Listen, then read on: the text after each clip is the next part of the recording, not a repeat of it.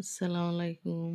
কে কোথায় থেকে আমার ভিডিওটা মনোযোগ সহ দেখবেন। আজকে হঠাৎ করে ফ্রিজে আতায় দেখি একটা ইলিশ মাছ নামাইলাম। অনেক দিনের তো আল্লাহ জানে কেমন লাগে, শুটকি শুটকি মাছটা হয়ে গেছে। তখন কাইটা কুইটা লইতেছি রান্না করতাম। করলাম ইয়া দেখেন ডিমটা কি সুন্দর একটা ডিম হয়েছে, গইলা গেছে ভিতরে, পুরো ডিমটা বের করলাম। যে যেখান থেকে ভিডিওটা দেখবেন আপনার মনোযোগ সহ দেখেন।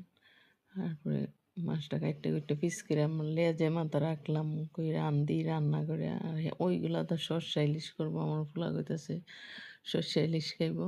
তো 5 পিস মাছ রাখলাম সর্ষে ইলিশ করার জন্য। আর লেজ মাথা দিয়ে ফুলকপি আলু দিয়ে রান্না করবো। তো ভিডিও একটা নিয়ে আসতে ধীরে যে যেখান থেকে ভিডিওটা দেখবেন কমেন্ট করবো। আমি মাছ তেমন কাটতে পারি না, আমার বেজার লাগে মাছ কাটতে। আমি সবসময় মাছ বাইরেতেই মানে কিনে কাইটা নিয়ে আসি।